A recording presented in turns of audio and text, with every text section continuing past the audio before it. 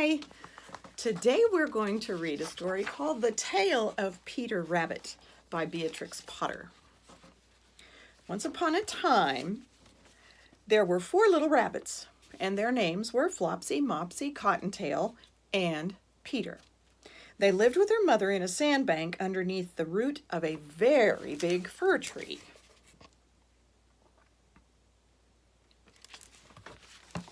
"Now, my dears," said old Mrs. Rabbit one morning, "you may go into the fields or down the lane, but don't go into Mr. McGregor's garden. Your father had an accident there. He was put in a pie by Mrs. McGregor. Now run along and don't get into mischief. I am going out."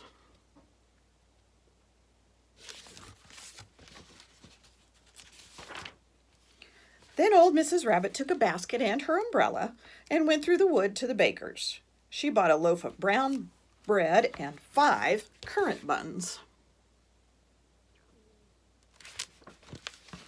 Flopsy, Mopsy, and Cottontail, who were good little bunnies, went down the lane to gather blackberries.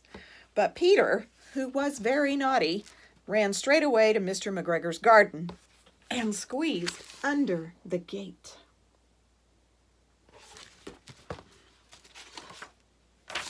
First he ate some lettuces and some French beans, and then he ate some radishes, and then, feeling rather sick, he went to look for some parsley.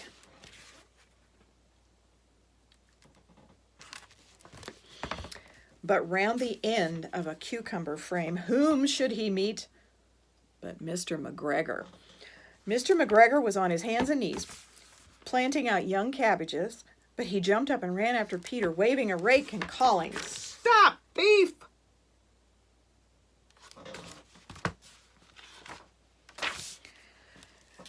Peter was most dreadfully frightened. He rushed all over the garden, for he had forgotten the way back to the gate.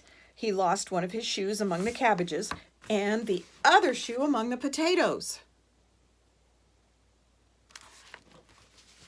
After losing them, he ran on 4 legs and went faster. So that I think he might have got away altogether if he had not unfortunately run into a gooseberry net and got caught by the large buttons on his jacket.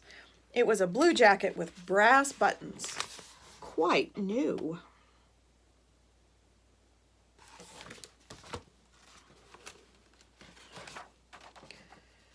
Peter gave himself up for lost and shed big tears, but his sobs were overheard by some friendly sparrows who flew to him in great excitement and implored him to exert himself.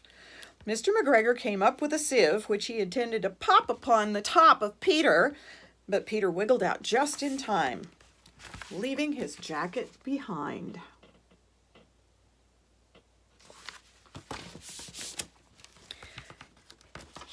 And rushed into the tool shed and jumped into a can. It would have been a beautiful thing to hide in if it had not had so much water in it. Mr. McGregor was quite sure that Peter was somewhere in the tool shed, perhaps hidden underneath the flower pot. He began to turn them over carefully, looking under each.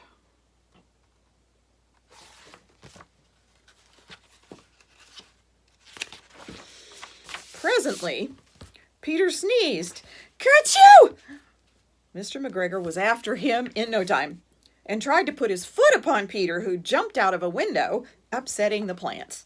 The window was too small for Mr. McGregor, and he was tired of running after Peter. He went back to his work.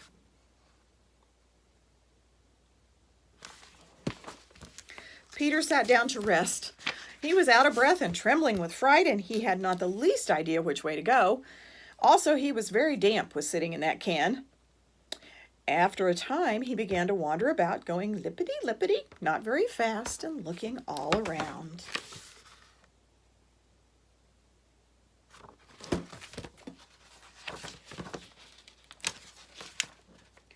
He found a door in a wall, but it was locked, and there was no room for a fat little rabbit to squeeze underneath. An old mouse was running in and out over the stone doorstep, carrying peas and beans to her family in the wood.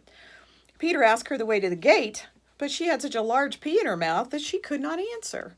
She only shook her head at him. Peter began to cry. Then he tried to find his way straight across the garden, but he became more and more puzzled. Presently he came to a pond where Mr. McGregor filled his water cans. A white cat was staring at some goldfish. She sat very, very still, but now and then the tip of her tail twitched as if it were alive. Peter thought it best to go away without speaking to her. He had heard about cats from his cousin, little Benjamin Bunny.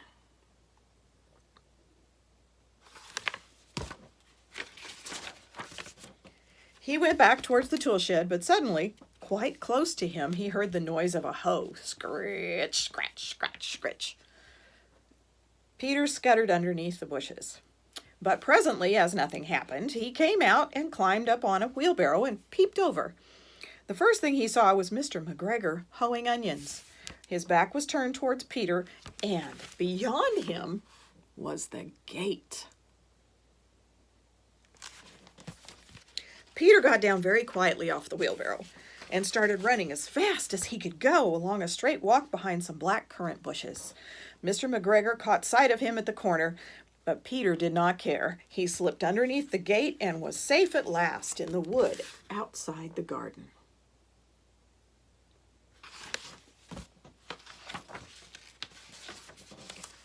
Mr. McGregor hung up the little jacket and the shoes for a scarecrow to frighten the blackbirds. Peter never stopped running or looked behind him till he got home to the big fir tree.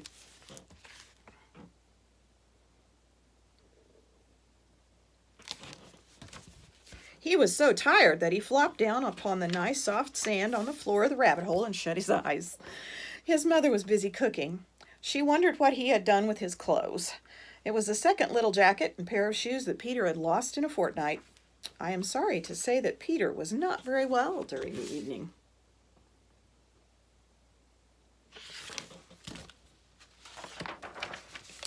His mother put him to bed and made some chamomile tea, and she gave a dose of it to Peter. 1 tablespoonful to be taken at bedtime. But Flopsy, Mopsy, and Cottontail had bread and milk and blackberries for supper. Hope you enjoyed it. See you next time.